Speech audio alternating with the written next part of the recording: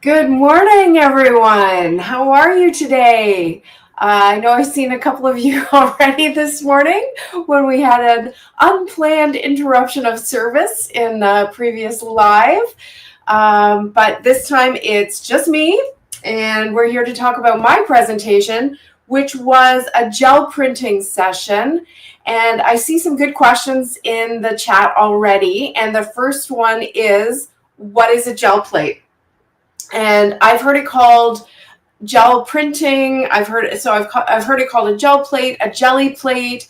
One question said gel press. I think we're all talking about the same thing. And a gel plate is, I'll show you one here, and it's going to be hard for you to see. It's a rectangle of flexible, squishy, but not sticky material. And what you do is you put paint or ink, or there's probably other stuff you could do too, on it. And then you manipulate the paint. You can use a stencil. You can use all sorts of different ways of adding pattern to the paint. Then you put a piece of paper on top of the gel plate, or gel. Yeah, I might have called it a gel press at one point, and maybe that confused you. I'm sorry. I don't think that's really what it's called. But so you put the paper on top, you let the paint or the ink dry, and then you peel the paper back, and whatever was on the gel plate transfers onto the paper, and it makes a pattern. And it's one of those things, guys, that I was so scared of, right? Because it's a little messy, especially if you're using paint.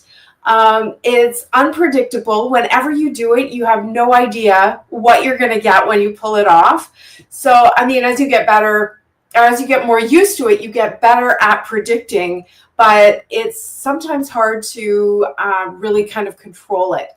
And sometimes that's the best part, right? Because you'll pull off a print and you'll have the most beautiful thing, or sometimes you'll pull off the print and you'll think you have the ugliest thing, but then if you just trim it down and cut it down and use it, you'll see that it becomes better. And I've talked to a number of you already who've had that experience where you pulled it off and went, oh, I'm not sure I like this. And then after you start looking at it and thinking about it, cutting it down, it starts to look better, and it gives you beautiful results. So let me just take a quick look at the, sounds fun, but still scary. Janine, I hear you. I was very scared of it for a very long time, especially the paints. So yeah, what you need to do gel printing is a gel plate, gel press, a gel plate. This is a 5x7 plate. They come in all shapes and sizes. I have little circles. I have big rectangles. If you've watched my video, you've seen that.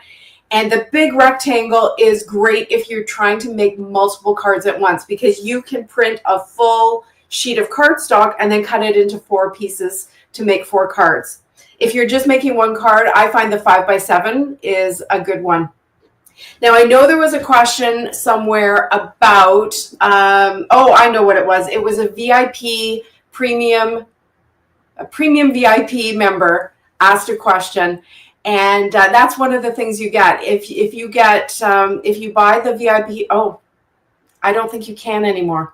So let's just forget about that. So if you have a premium VIP package, you get priority to ask questions of the speakers. And that means we're keeping a list of your questions, and we'll make sure that those questions get answered at the beginning of each live stream.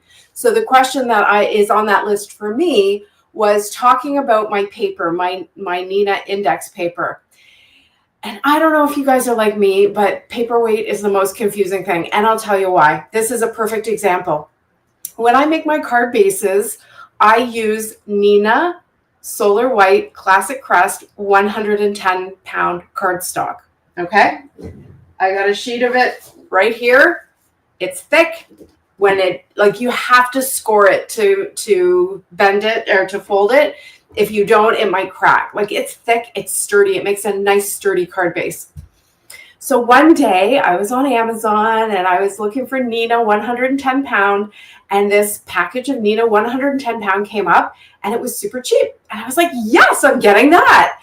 And it came, and it was Nina Index 110. So I think there's a difference between, and I know there's somebody out there who knows way more about this than I do, and I'm having a hard time keeping an eye on the chat. So there may be more information in the chat even than what I'm giving you.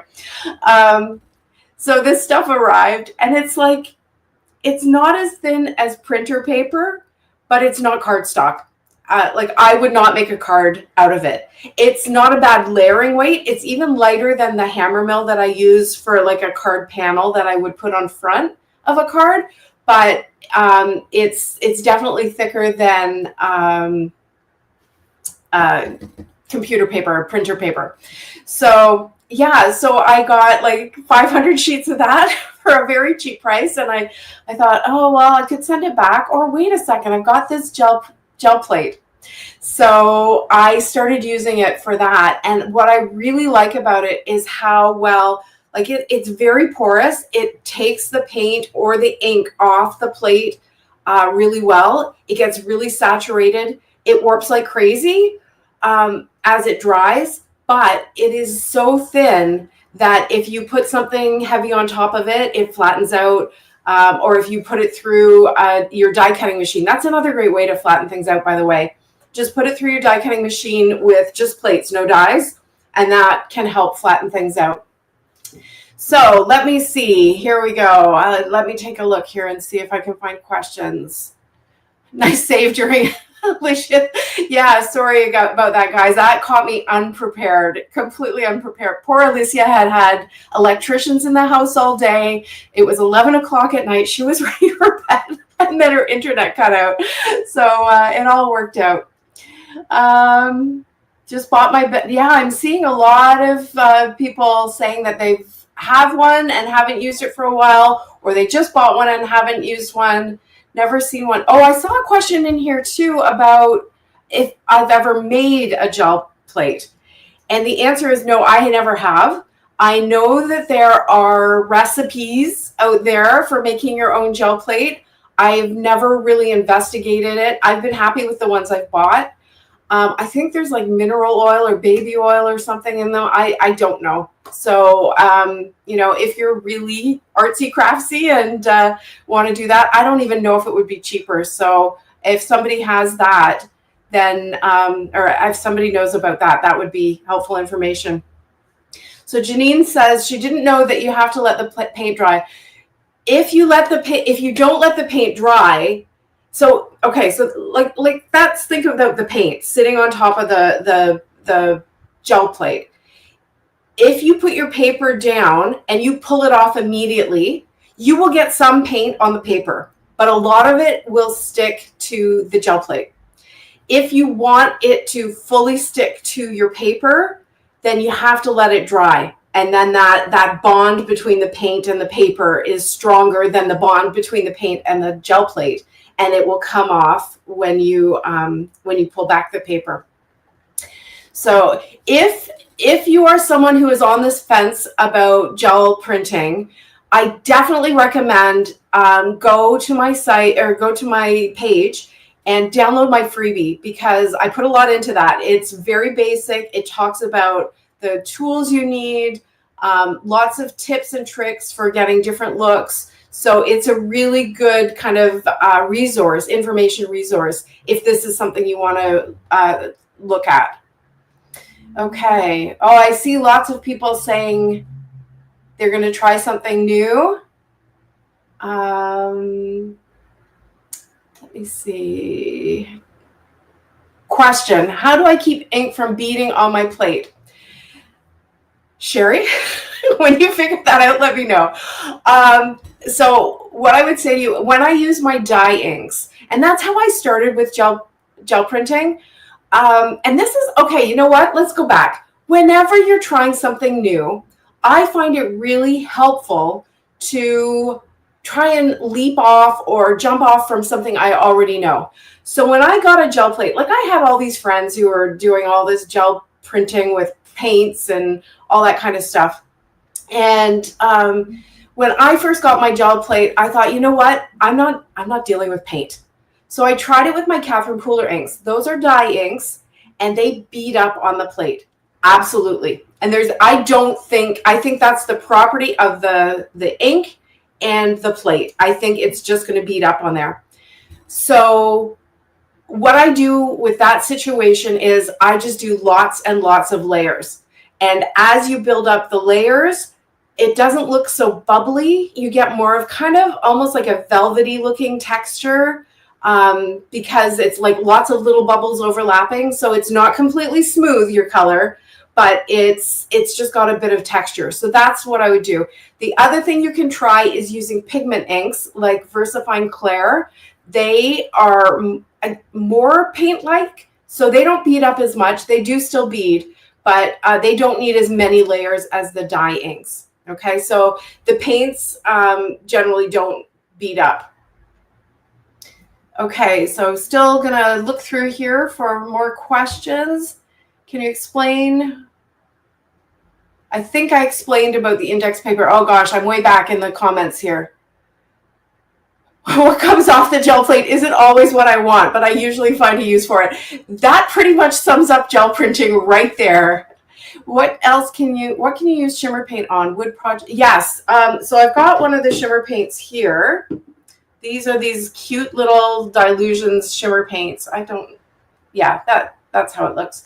They are acrylic paints with shimmer on them. So those dollar craft paints that you get at Michael's, anywhere you would use those paints, these are the same.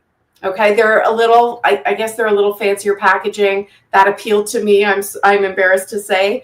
Now that I'm into gel printing, I would buy bigger tubes of acrylic paint, but right back at the beginning, I was like, who wants this much acrylic paint if I find out I don't like it? So these little bottles really, I found them to be friendly. They come in bright colors, and they didn't intimidate me. And I have to say, I have not gone through any of them yet. Like, I haven't finished them off. So maybe the only one I would buy in a bigger tube is white to do the lifting at the end. What is my favorite tool to use in my craft room? I'm big on stencils right now. And I know if you're around for the summit, you guys are going to see me using tonight at 8 o'clock. I'm coming on with Sharon from Sunbird Spark, and we're going to do a demonstration of the Stencils 360 tool. I love geometrics. Having said all this about gel printing, I actually also love clean, geometric, crisp design. And you can get that easily with stencils. But this tool that we'll show you tonight has a method for spinning your stencils, so you can kind of create circular designs that are very geometric and very precise. Anyway, you'll see there's a few spinning tools out there. There's stamp spinning, there's stencil spinning, but this one's pretty special. I'm not sure it's my favorite. But sorry, I shouldn't say that. I should say I have a lot of favorites. So I love my Stencil 360. I love my stamp and spin tool. I use my Misty all the time. You guys, I completely forgot my favorite tool, and that's partly because I use stencils so much. The best thing I've bought in the last 5 years probably is a turntable or a Lazy Susan. I know people called Susan sometimes take offense to that, so sorry about that. But, like a turntable, and then I put a grip mat on top of it, and then I can put my cardstock on top of that. So whenever I'm ink blending or coloring, instead of turning my cardstock, I can, it just turns very easily on this turntable. And so I can always ink blend from a comfortable position. I can always color from a comfortable position, rather than having to, move my arm around. I'm moving my paper around very easily on a turntable. So that, and the one I bought has been discontinued, but I definitely love that. And I have seen friends using, I have a friend who uses an old cake turntable, cake decorating turntable. She uses that with a grip mat on it instead of the turntable. Okay, going back. Would it be, okay, I see something about, would it be good for printing two-sided? You could print on both sides, but I would only do that if you have a use for it. Or if you're so unhappy with one side, you could print on the other side. So I assume you're talking about gel printing. Have you ever tried watercolor paper? Yes. So you can gel print with any paper you want. I've seen people using like parchment paper, like almost like baking paper, deli paper. I don't know where to find deli paper, but tissue paper, newspaper, newsprint, regular cardstock, watercolor. And that just reminded me that another medium that is amazing on a gel plate and requires no precision at all is, those watercolor burst powders. And I'm thinking like there's Lindy's. What are the other ones? The tonic ones. It used to be Ken Oliver Color Burst. If you sprinkle a few like powders on the gel plate and then you spritz it with water and you put your water, you are going to get the most amazing, beautiful kind of watercolory wash backgrounds. That is addictive. I did a whole video on it. I probably made 35 backgrounds in probably not 10 minutes, but like 20 minutes. It is so easy, so fast. The only problem is you have to let it dry. But yeah, it's really fun. So that might be another good place to start. Can you use shimmer spray on wood projects or other shimmer spray? I mean, I haven't, but you could try it. You might find the shimmer sticks to your fingers. So you may need to seal it. Where do you get gel plates? There's lots of places, mostly art stores. Joggles is a company in the States that has them. Simon Says Stamp has a few. Scrapbook.com probably has some. But like your local art store would have one. I'm not sure I've ever seen one in Michael's. Have I? Yes, actually I have. I've seen the Ranger gel plates in Michael's. So they have them as well. Do you have a jelly paper stash built up where you... Yes. Yes, I do. In fact, I just have a drawer somewhere over here that's filled with any backgrounds that I make that I don't use. And after that video where I made so many watercolor backgrounds so quickly, yes, a lot of them are in that drawer. I'm sticking to strawberry jello. Okay. I think that sounds like an in-joke. I don't fully get. But I'm happy to see you here, Mary. Can the paint get too dry and not come off the gel plate at all? Yes, Janie, that's a good question.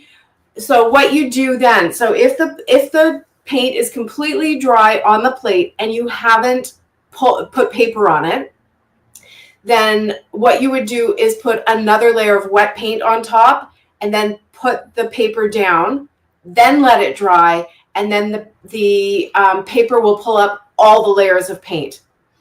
If you ever get paint that won't come off your gel plate, you can clean it with baby oil, or you can start with water, but you can also clean it with baby oil. That'll take it right off.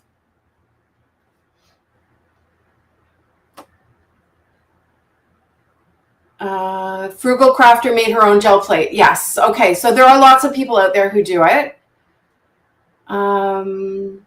Yes, it does work with inks. Sorry, it looks like I'm way far behind here and we're running out of time. Okay, let me just question. When you use the brayer, doesn't all the colors mix?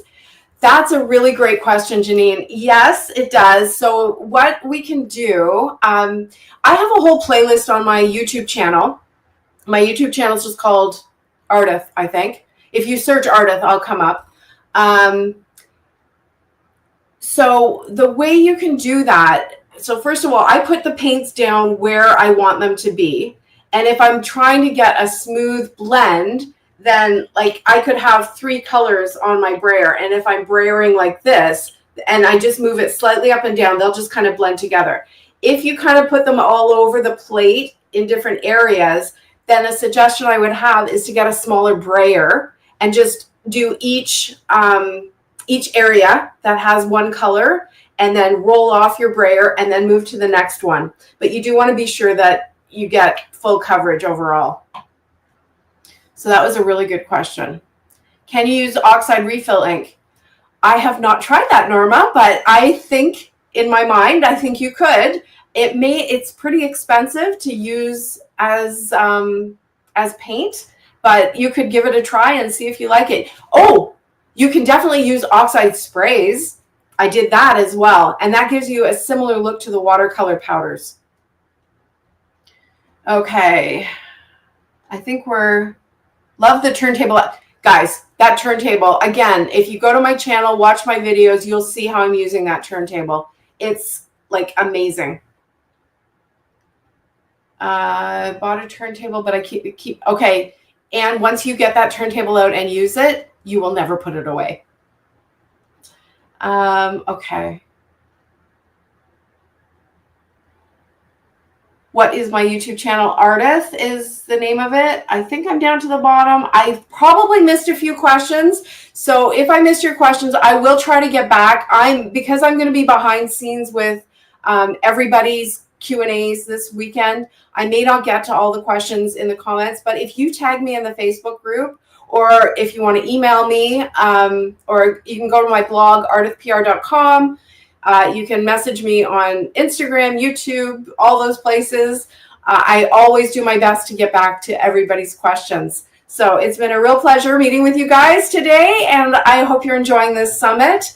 And I will see you hopefully at 8 o'clock tonight, and we'll talk more about that Stencils 360 Plus. All right, bye everyone.